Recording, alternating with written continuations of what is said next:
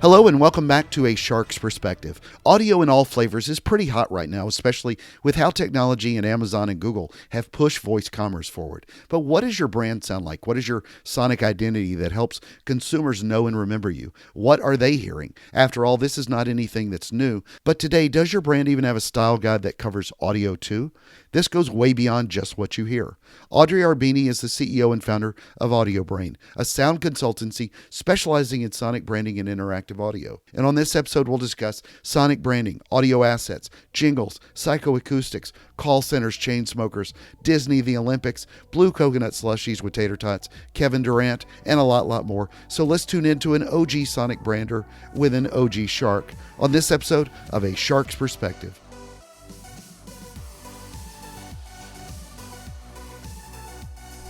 Audrey, thank you so much for joining me today on A Shark's Perspective. Would you please, as an OG audio sonic brain person, would you please tell us a little bit about your background and your career to date? So thanks for having me, Shark. I'm Audrey Arbeeny. I'm the founder, CEO of Audiobrain. Audiobrain specializes in sonic branding. We're based in New York. We are 100% women-owned business, and I've had Audiobrain for 17 years now, and I've been doing sonic branding for over 25. So this is not new territory for me, Yeah. but it's very exciting that it's extremely new territory for so many different people, which I find extremely interesting. So let's jump into that specific question. Why do you think this focus now today is getting such a spotlight on it? I mean, I've dabbled in this for a few years. I mean, you have some strong credentials. You work with some amazing brands, but why do you think the focus is getting such a spotlight on it today? Well, there's several different reasons, and I think the most uh, critical one is all of the emerging technologies. Mm-hmm. So you have, uh, smart devices. You have voice in cars. You have voice and sound in medical devices. So the technologies have really driven the the imperative to have sound, whereas before it was a would like to have. My neighbor next door can do garage band, and we were a luxury item and not something that you must have. Mm-hmm. With so many environments, and some of them are sound only or voice only, there's no getting around the fact that we really seriously need to have sonic branding have a major seat at the table now. That's point one. And for me, point two is that the customer is in the driver's seat now. There is no more push to the audience. You need to attract them. You need to emotionally invest them. You need to connect with them.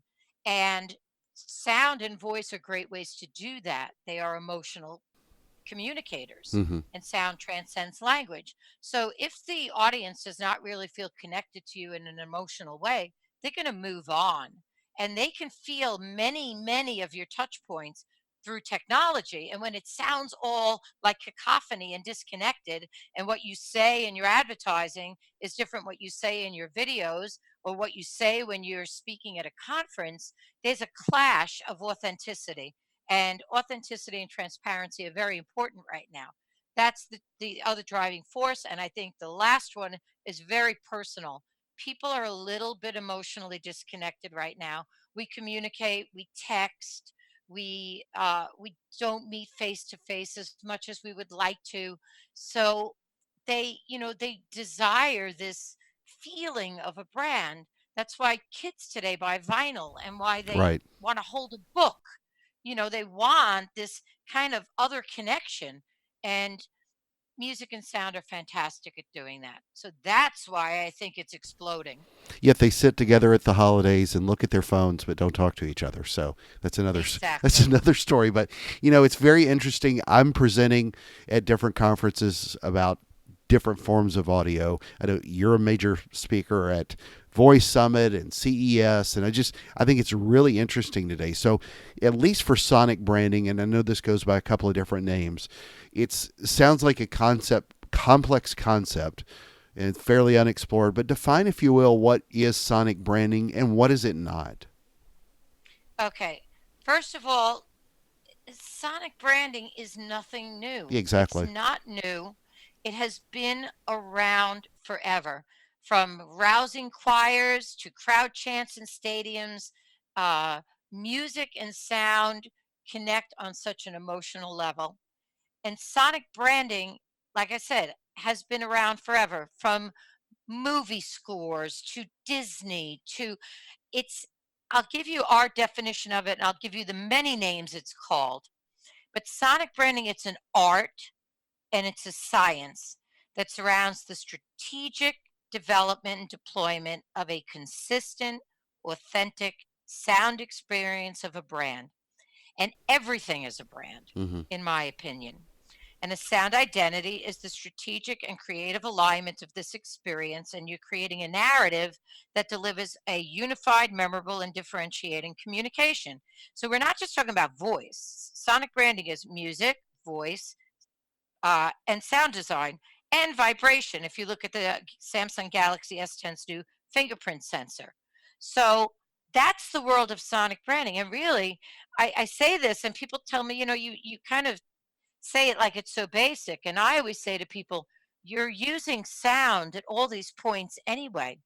Why shouldn't it be authentic? Why shouldn't it be developed from some research and some strategy and creating an audio DNA and finding out what makes you you and what makes you different than anyone else?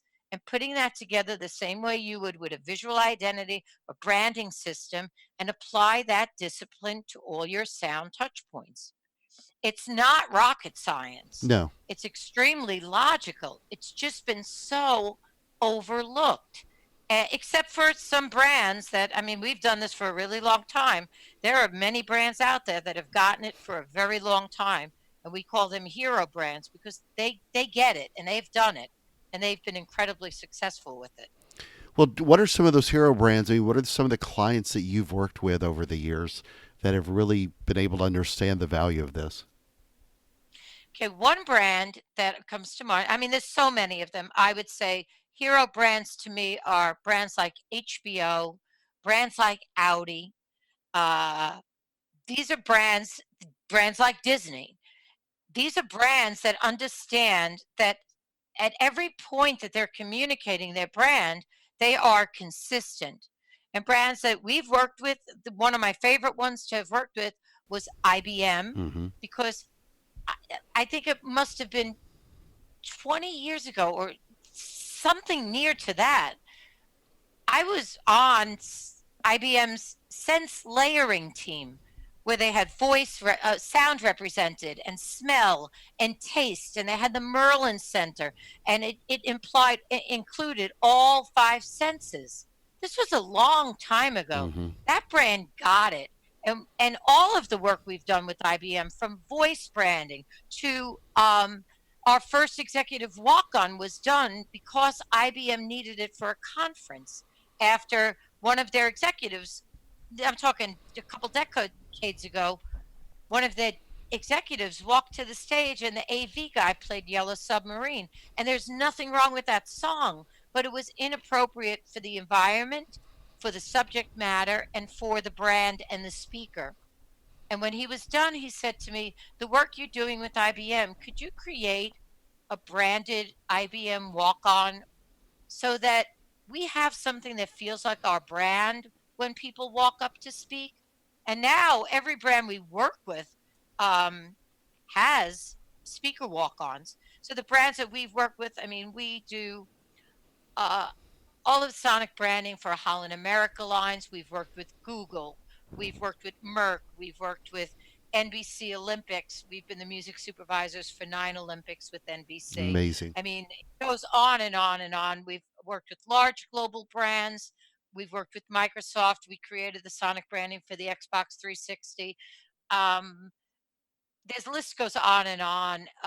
But the thing is that no matter what the industry, whether it's a surgical robot or it's a corporate identity for Vanguard, it, the process and the discipline and the methodology is the same.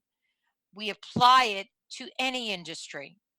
We can sonically brand. We've branded authors. We've branded universities. We've branded products. We work with Logitech. Um, but it's always about finding an authentic voice, finding what makes that brand special and stand out. If you're a bank, being secure, that's table stakes to Hmm. us. You shouldn't be in the industry if that's one of your core attributes. I mean, that's table stakes. We're looking for that unique positioning that we could then evolve the story of the brand and tell it with music and sound and voice. I've heard you talk about this before, and it's just like this with room warming soundtracks. I mean, you talked about speaker intros. I know that I spoke at a conference and asked the guys if, because they did music walk-ins for everybody, and I asked them if I was able to use a particular sound, and they looked at me like I was crazy, which I thought was very funny. But it's really important for any kind of, especially kind of intro, to have that kind of walk-in music, if you will. I know MMA fighters use it all the time when they're specific. I mean, there's things that get people jazzed up, if you will, when they hear that kind of sound, but it really primes the audience as well to understand what it is they're about to hear. Talk about room warming soundtracks. I know that's one of your favorites. It is absolutely one of my favorites. The first really big room warming soundtrack that we did was when we did the Xbox 360, and Mm-hmm. it was the reveal. People were seeing it for the first time. It was a major global event at E3, and we did room warming, and we started at a certain level. It went for 40 minutes, and it was in surround sound.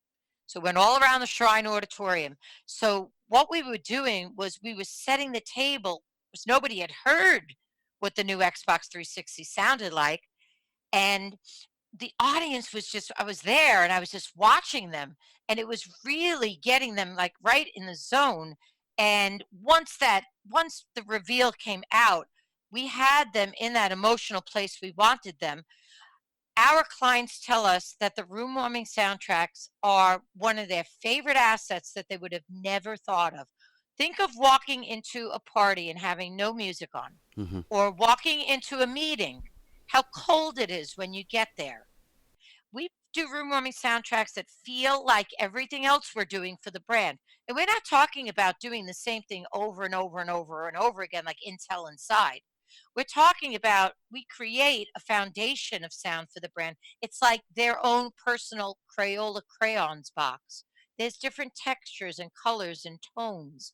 And the room warmings, unless it's a rousing event, they usually just really give the vibe and the feel of what this brand feels like. And it makes the world of difference. I had someone recently say to me that she went to an event and the AV people could not play her room warming soundtrack. And she felt that something was missing, that something was wrong because she was so used to having it set her up and get her psyched up. We work on the Olympics. I can tell you those athletes are listening to their music before they go on. Exactly. And I often ask them what they're listening to, because then if we're working on their profiles, I love for it to be in the tone and feel, and nobody would really know that so much, but it's just a little special thing. That athlete knows it when they see that. We help them tell stories with music and sound on the Olympics. We're a compass for all the producers. So when you see so many people that are so connected to getting in that emotional place and how they use music for it, a room warming soundtrack changes everything. Agreed. And I mean, it's really the difference between somebody that understands the value of customer experience and user experience versus a doorbell. So it's something as limited as that, but it can mean so much more. So help define, if you will, the difference between audio assets and sonic branding. I have a friend who a few years ago who I worked with at a brand who wanted to start using a jingle or create a jingle. And I laughed at the time because he was using a lot of supporting evidence that really contributed to what sonic branding was, not just a jingle. But I think people have a hard time, and help explain, if you will, what that difference is between assets and sonic branding. Sure. Okay, so here's where I'm just going to touch on something a little bit, but the industry is really exploding. There used to be, I'd say for many, many years, I'd say probably, oh, 7 or 8 companies that I think were bona fide, hardcore, scientific, strategic, formal methodology, sonic branding expert firms. And now I would say there's probably about 400. But to me, they are creating audio assets. And it will catch up at some point, and same thing with voice. Everything is like the wild west right now. It's starting to settle down, and you know I think that's kind of why I'm getting so much um kind of like requests to talk about this, because there really aren't that many people that do it at kind of the level we do it at. So with sonic branding, here's the difference. So you create audio assets. You might have an ad agency call up and say, can you score this ad or this series of this campaign? And we want it to be like this and this is what the visual story is about. And that's where you go. We will work with the brand. We gather all of the brand materials. We do a historical look at the brand. Why are they doing this at this time? What does the brand stand for? We'll talk to their shareholders, not meaning it could mean, I'm not talking about financial, emotional, internal stakeholders. Hmm.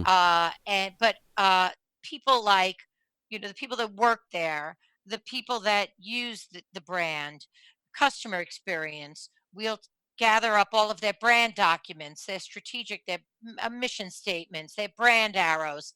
We will interview different sectors of the brand to see, what's their perspective. And we'll do a tremendous amount of research. I'll call it competitive research, Sure. but it's really not.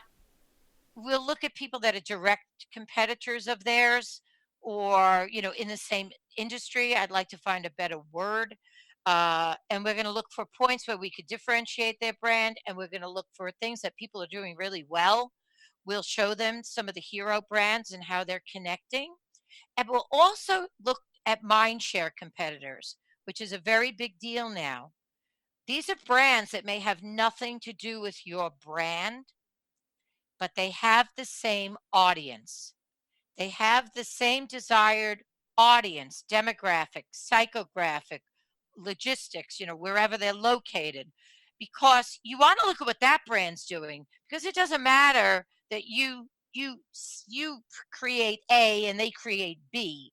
That really doesn't matter. People only have so many hours in the day to connect and invest with their brands. And if they have the eyes and ears of your desired consumer, you may want to look at what they're doing right and why they have that, regardless of the industry. So the difference is that we will do research, we will do strategy. We are very, very well versed in science, psychoacoustics, biomusicology.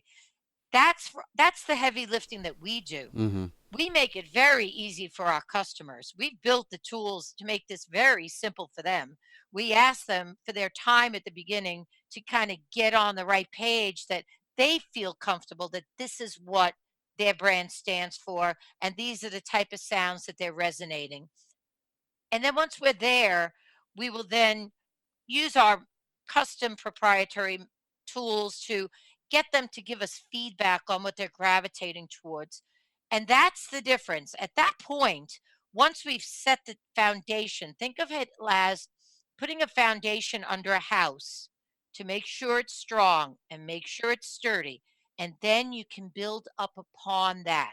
Once we set out that sonic blueprint, those sonic guidelines, and we understand the brand and the places it's at now and the places it aspires to go to, we can then build out any of the audio assets, because the central narrative has been established. So that's really the main difference. Yeah. How rare is it to walk into a brand who has a style guide that includes audio, and not one that's just defined by the communications department, like with the voice of the customer, but actual audio, sounds, and sonic brands. I mean, that's got to be very rare that you walk into one. And that, to your point, with all the agencies that claim to be able to do this, so there are a lot of agencies. Every agency can claim to fix every problem, but what you're doing is a different level of creating a solution rather than fixing a problem. It's incredibly rare for us to walk in and we get guidelines, we get style guides, we get brand guidelines. It has everything They're from all the visual, fonts, right? Yeah. they're all visual, and then they'll have something called uh, voice, tone of voice, Yeah. but it's more for writing, Exactly. writing style. And we're really looking for anything indicating sound. And it just doesn't really exist. And some of them will have sound assets, but then they don't use them consistently. So they might use this, do a sound logo, but they don't make it, any guide of that, like you must use this Mm-hmm. in these places. And when we do our sonic branding guidelines, our style guide, we talk about the use of voice and the tone and feel of the voice, which aligns with the brand. When we do our voice casting, we use the same filter we use to create the sound. We talk about the voice before copy, during copy, after copy, and advertising. We talk about localization. We talk about the different components in the sound logo. When my composers write, and my composers are in house, which makes a world of difference, they're branding composers, because to go through our process and understand it, to just farm it out and bid it out, to my composers are involved from day one. They're calling those call centers, Mm-hmm. they're recording them, they're going to the products. So that's why we're able to get the results that we get, because we have an entire vested team that really has to get it from the beginning. When the composers write, they're writing, I'm articulating liberation of this pain relief or whatever, I with the water rush, because it washes away the pain. That's what we heard in the consumer testing. And so that's where we're representing this in the sonic identity. So they have to tie back and validate the sounds that they're writing, that how they're lining with all of this upfront work that we did. It's not random. Xbox 360 is a living entertainment system powered by human energy and the shifting demographic from hardcore Gamer Boy to a broader audience. And then it's going to not just be a gaming console. Does the average player really know that? But it's a living entertainment system. It has that Xbox breath that is now iconic. That's all built into the sound. And it doesn't matter to us that the average customer, it's even better that they don't know everything that went into creating that sonic branding. We want them to feel the brand, that the brand is alive and that the sound is aligned with the experience they're having. So that's what we do. Our guidelines will give sound examples. Our guidelines will give placement examples. Our guidelines will give the various core elements and how you can kind of sweeten the advertising. You can have a video open, you can have a video close, you can have your room warming soundtrack that you could then um, distill music on hold, sound on hold, voice casting. What does that sound like? Localization. What do you do in other countries? We've had clients to say, can we take what you did for the UK and can you change out that lead instrument to an oud so that we can use this in Dubai? Well, do you know how much money that Yeah. saved? Oh, yeah. People think this is phenomenally expensive, but it's really, to do it right, you know, you do it right once and you get that foundation in correctly, all of your other all of your other audio assets will be less expensive, because we already have the blueprint, we already have the colors, we already have the tools, and we also can modify. We know the brand. A year later they have a new offering, we're right back in there, we find out what's new, and bam, we have the plan, we know the brand. That's why we have a 100% client return rate. So, how do agencies typically approach this? And I don't mean just the agency that maybe pulls you into this, but most large sized clients, that do this. They're working with a lot of different agencies, and there are very often we find that brands work with a siloed ecosystem with a lot of different agencies, and I think that not enough people understand this is not just a channel, but one of the most underutilized of the senses, of the five senses. This can become a very siloed effort if it's not used across all the different agencies. Well, we're extremely, extremely fortunate because I would say 90% of the work that Audiobrain gets comes in directly from the brand. Mm-hmm. So when we're hired by Microsoft, we're hired by Microsoft.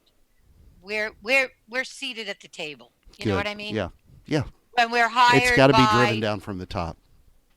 but we also do get hired by branding agencies, you know, uh, agencies like Macmillan. We get who we've collaborated on many projects with because branding agencies have a shared mindedness to us, and we can complement each other's Sure. work. But when we start sonic branding, we are usually brought in by the brand itself, which kind of in the old days, in the original days, I should say, was a little bit, I won't say contentious, but it wasn't exactly the favorite way for an advertising agency to work on sound Mm-hmm. because they were kind of being told they needed to work with us. And it was not, they were used to calling up a music production company and getting it to suit their advertising. Whereas what we do is far more long term and far more sonically strategic. So we're going to say, well, we're going to do a sonic discovery. And they'd say, we have that already. We're going to, and they would send us commercials from all around the world. That's changed quite a bit. There are some agencies that call us for sonic branding, and they put the ball in our court, and they bring us in as their expert in this area because that's how kind of important it's gotten. But we come in usually, Holland America line read an article that was in Fast Company about us and the Beijing Olympics and the work that we were doing there. And they read that article and they contacted us directly. So Logitech contacted us directly. So we're fortunate in that respect because we come in very early on and we do collaborate with the other teams. Sure. Um, I do think some of the brands want a sound logo and a brand theme, and then they don't leverage it to the extent that they should. Yeah. And some brands, let's face it, are not big brands. They're smaller brands and they don't have those kinds of budgets. So we have to work with them where they're at. We don't just work with Fortune 500. We work with tons of brands around the world and tons of the world's biggest brands, but we work with some small brands as well, and we teach them. We are a little bit more nimble. We'll do advertising score that could go across a variety of ads, or video scores that may represent 10 different emotions Mm-hmm. that they could use under tons of content. And that's kind of, every year they'll come back and build more assets, but their mindset is in the right place. So I think anybody that does, regardless of where you're at and what your budget is, I can probably guarantee you that you might not be thinking of doing a sonic fingerprint or what your podcast sounds like. You've got a captive audience in that car for an hour or two. What are Exactly. you doing there? What are you doing there? You've got uh, flash briefings now, briefcasts.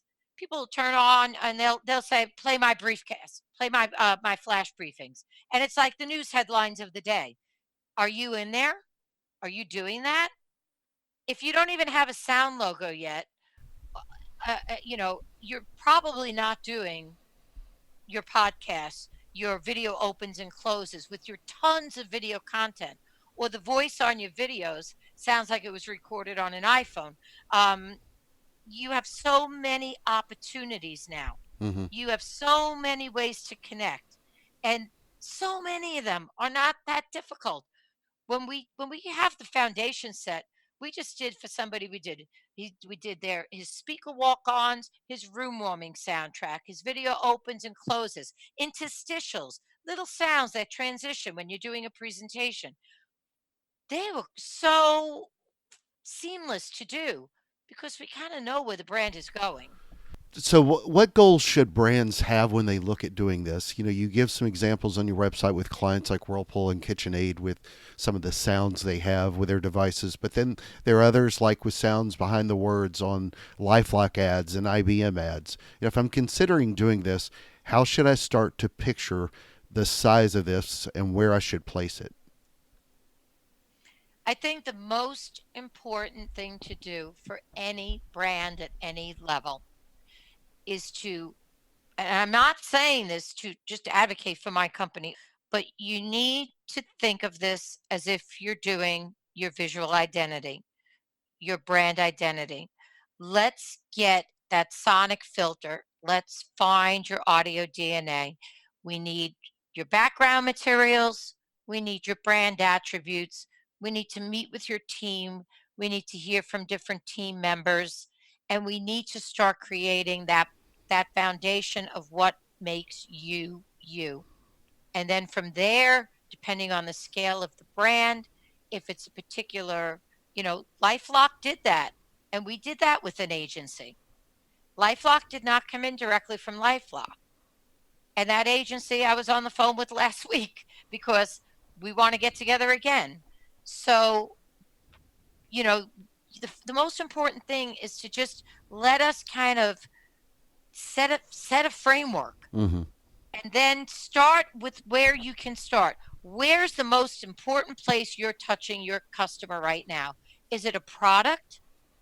So for Logitech Jaybird, we did Logitech, we did the Jaybird product, but then we did the customer service center, the voice there, because their product was launching out, but then they have other touch points. So I'd say the first thing to do is to really just, even if it's to say, you know what, we don't really know what that is. And we'll come in and do, a sonic snapshot. We'll do a discovery and say, hey guys, this is what we're seeing.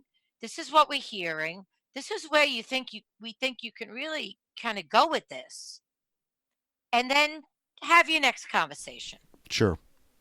Well, how long should it take for a company to form an audio identity? I know we see people roll out visual identities, especially whenever they change creative agencies. But for the most part, the logo itself is consistent. You know, for most brands, we'll tweak that over time. But how long have you typically seen it take to develop an audio identity? I would say, it's funny because it starts out at one place and it ends up at another because it's kind of iterative. So I would say, in general, we can do a discovery phase in a couple weeks, a week or two, and that's assessing where their brand is heard, everything else. So as as long as it takes us to get that part down, from there it really, and we're going to assume that we're getting the feedback in a timely manner. Okay, that's what's important. So if everything is going according to plan, it can range from, you know, uh, a month and a half to 7 months, 8 months, depending on if it's something that has a brand, a product, and they're doing like the whole, a whole immersive initiative. And they want to launch with their product sounds, their brand theme, their executive walk-ons, their advertising, global campaign scored, and they want to do that kind of level. I've seen those go 7 months. But what's interesting is we find that it kind of doesn't stop, because when we do our proposals, we'll show them what they're hiring us to do, which is quite often discovery, strategy, a product sonification, a sound logo, what have you. But we'll also plant the seeds for a next phase and a next phase to show them that, hey, Audiobrain is incredibly unique in this space, which I really want to mention because what differentiates us is that we have equal capabilities in composition, branding, science, and implementation. Sure. We are phenomenally technical. So we could take them from an idea to creating an entire infrastructure and building a music server and doing their global guidelines and implementing on any device that they have. So we don't just, give them the taste of what it could be like. We can take them through any touch point, virtual reality, augmented reality. We just did a surgical robot. That was pretty intense. Hmm. So that's important. That's so how long it takes depends on what they're doing.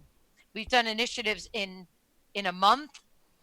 We've done fast track initiatives in 2 3 weeks, but we have gone back to those and then evolved them even further. Somebody might have had an instance where they had to get something out. At least they weren't wasting their money.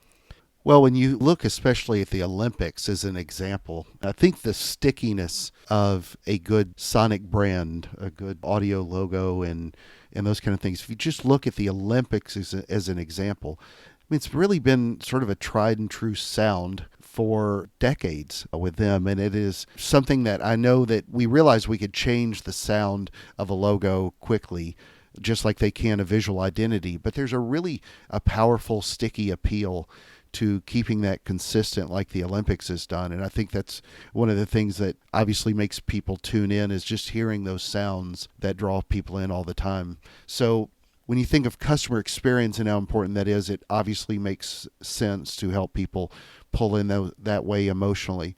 But how are you seeing brands use audio and audio logos and sonic branding to create triggers that increase leads and sales? Or are you seeing that?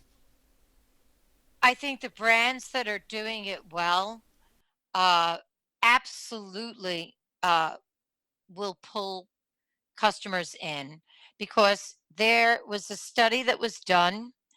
Uh, And brands that use music that's aligned with their brand identity are 96% more likely to be remembered by the consumer versus brands that use unfit music or no music at all. Mm-hmm. That's a pretty hardcore statistic. And I have hundreds of them. And how, we are emotionally wired to respond to things that are really make us feel good. That's the mission statement of my company. My background is in psychoacoustics and biomusicology, and I studied music from when I was 3.5 years old. And I worked with kids that were deaf and blind and did music therapy with them through vibration.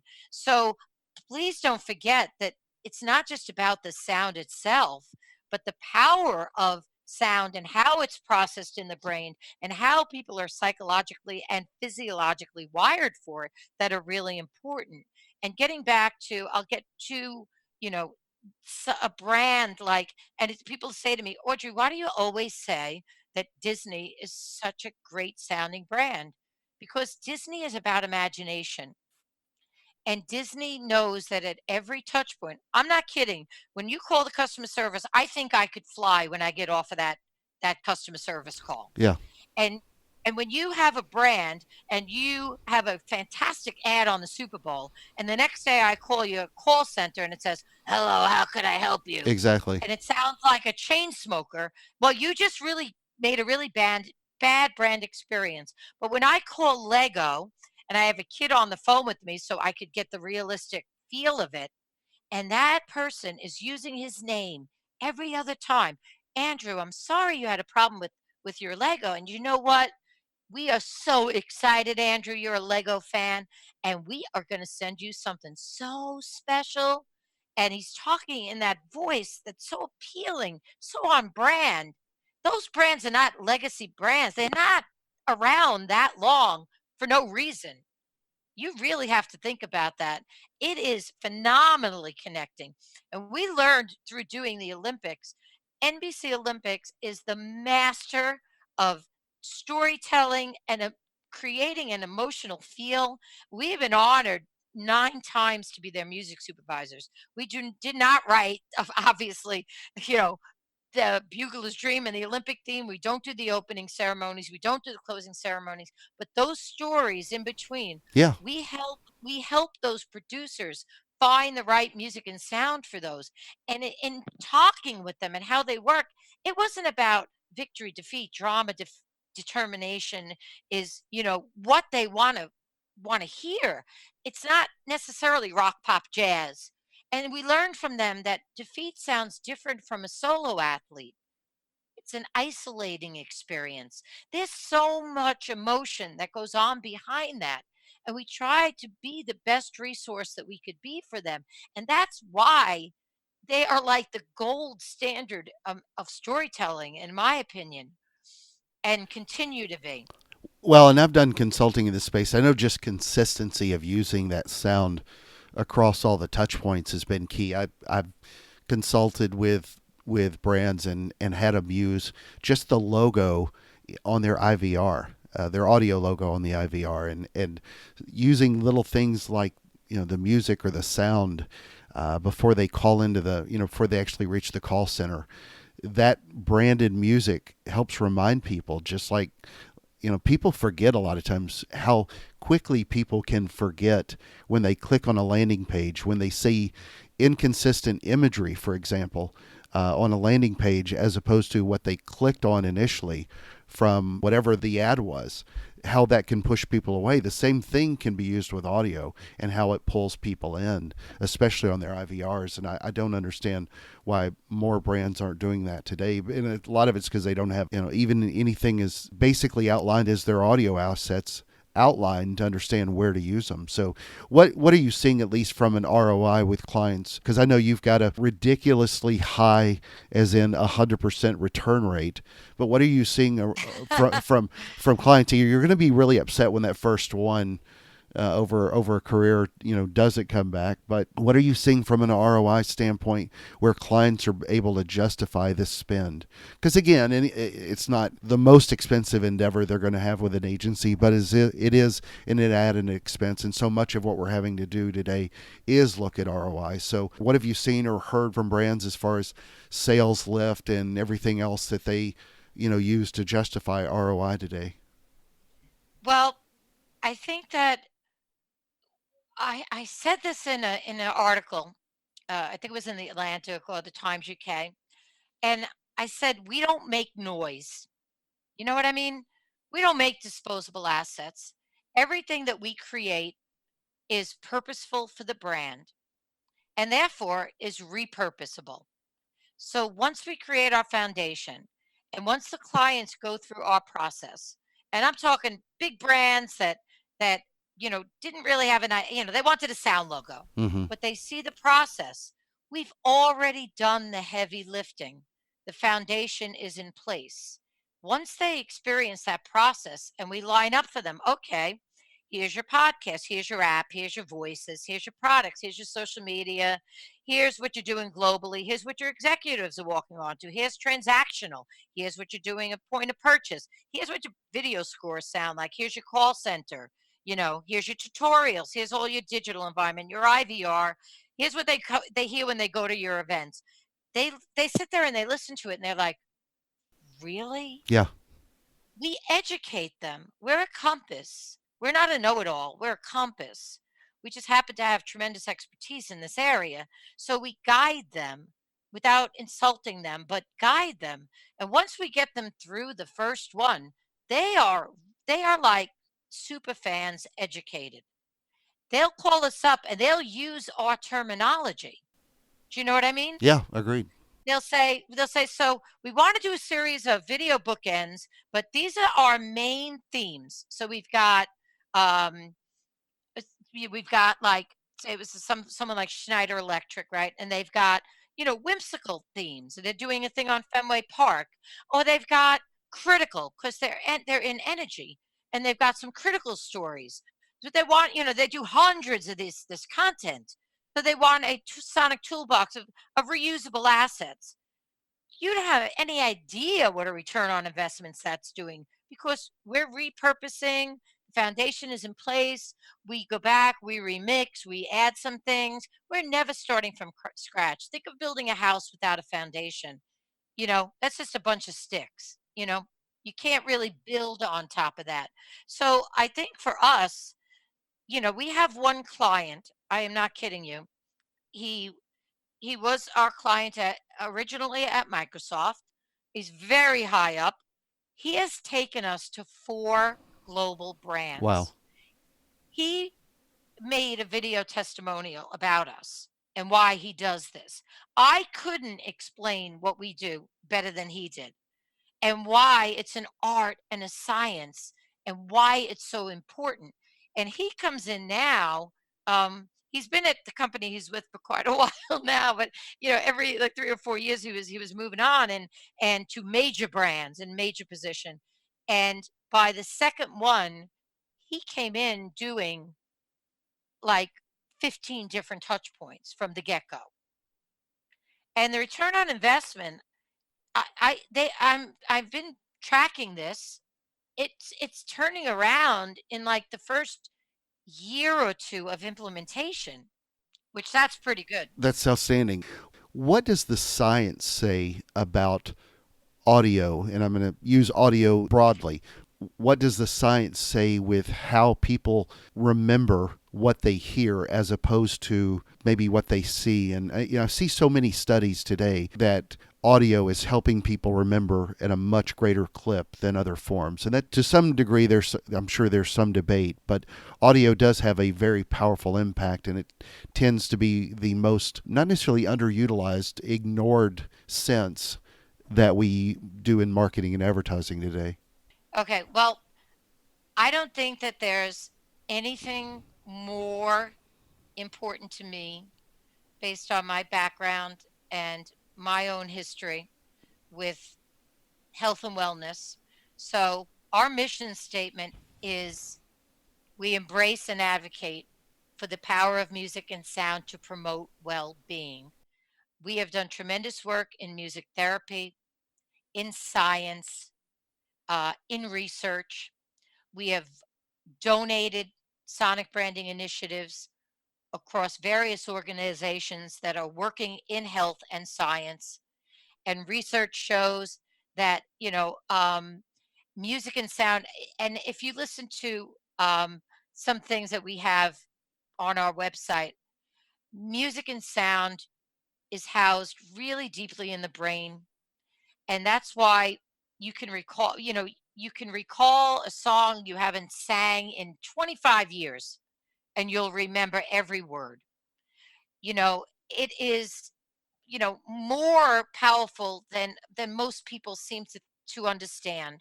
It can heal. Aligning the right music and sound can cause health and wellness. There are people right now that I was watching something this morning, and they were showing, um I forget what hospital it was, but they were showing musicians playing in the rooms with the kids. There are people creating so many wonderful things in the field of science right now. This is proven. This is not something that most people um debate about anymore. It's proven that it promotes well-being, and it heals. I 17 years ago wanted to do a scientific study with a major facility in New York, and the head surgeon who was opening the facility, he said to me, he sent me a letter, and he said, I'm building this new pavilion. I have everything. The wood is beautiful. It doesn't feel, it's warm and inviting with artwork, but I'm getting a pushback on budgeting for audio. He says, and you know what? My patients, when they're laying waiting to go in for this procedure, a minute seems like an hour. And Exactly. I find when I give them music, they tell me it goes by faster. And I noted that they take less sedation when I've given them something to listen to. That letter was written 17 years ago, and we never got it off the ground. The red tape was unbelievable to just get the study through that I wanted to. And now this is something that everybody is understanding. There's so many people. That's why I was one of my thrills of this year was speaking at the Voice of Healthcare Summit Yeah. up at Harvard Medical School. It's just all the people doing amazing work in this field. When you have sound coupled with a visual, it's not 1 + 1 = 2. It's 8 times as effective. I've done music therapy with patients that were on vents, and they remember the sounds that were played when they come off of that. Exactly. Amazing. Well, Audrey, you're more in the valley of giants and jets as opposed to sharks, but you're on a shark's perspective. So I have to ask, what is your favorite kind of shark and why? Okay. Well, it should kind of be obvious as a woman in this industry doing this for this long. At times, I was the only woman in the company where I used to work. So, the great white shark, because to me, it's like go big or go home. Yeah. If you're going to do something, if you're going to do something, do it right, do it to the best of your ability, do it at a level that, is like I said it as simply as I could go big or go home. Don't take any touch point, no matter how small, for granted, because that could end up being your great white shark.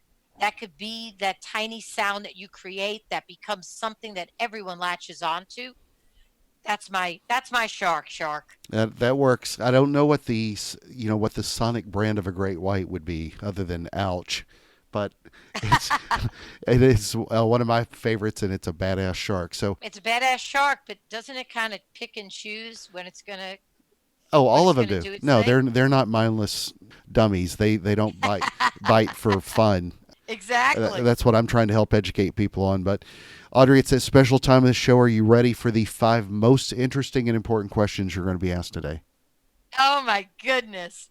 I hope so. All right, here we go. Number one, we talked about the tech earlier, so I've got to ask: Amazon Echo or Google Home? Oh, ha. That's a tough one. That's a tough one. I'll go with Amazon Alexa. There you go. Number two, it's a really important Sonic question for you, but different kind of Sonic. Sonic's cheeseburger with onion rings and your favorite kind of slushy drink. I highly recommend blue coconut. Or a Sonic chili cheese coney with tater tots and again your favorite slushy drink. I've never went to Sonic. I don't drink slushy drinks, so I'm gonna have to abstain from that question.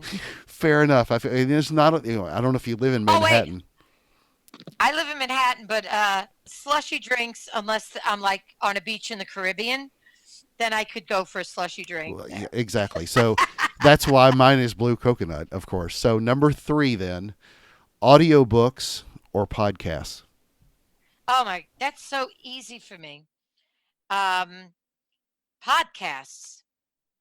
I think this is so bizarre because I grew up a voracious reader. I always had a book in my hand. I read constantly. And I have this aversion to someone reading a book to me. And my sister, on the other hand, drives a lot. Everyone I know, every single person but me, loves audiobooks. Yeah, not me. I need to hold a book and imagine. It's how I was brought up. Podcasts to me are conversational and I kind of like them and I learn a lot from them. But I don't want to be that I'm bashing audiobooks. It's just me. Good enough. Number four, Kevin Durant or LeBron James. Oh, LeBron James. Hmm. He's the king. Well, the correct answer is Kevin Durant because he was drafted by the Seattle Supersonics, commonly known as the Sonics, in 2007 before they moved to oh, OKC and oh, Oklahoma wait a City minute. Thunder. So I pulled in the Sonic branding, if you will. Oh, See? I didn't catch the Yeah, Sonic connection there. Then I would have went with him. exactly. Number I knew that. Hey, I work a lot in sports. I knew that. well, number five, and the most important question you're going to be asked today is biscuits or cornbread.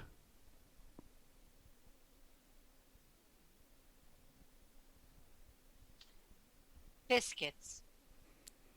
Fair enough. I see you put a lot of thought into that. So, Audrey, where can people find out more about you, about Audiobrain, follow your thoughts, hear you speak, and more? Okay, so we have like a really big year lined up already. So you can hit me up on LinkedIn under my Audrey Arbeeny or Audiobrain. We're all on Twitter, Audiobrain_NY. Same with Instagram. We're on Facebook or audiobrain.com. If you have any questions, info@audiobrain.com. And in February, we'll have a really gigantic announcement from Audiobrain. Awesome. Audrey, thank you so much for being with us today on A Shark's Perspective. Thank you so much, Shark. This has been a blast.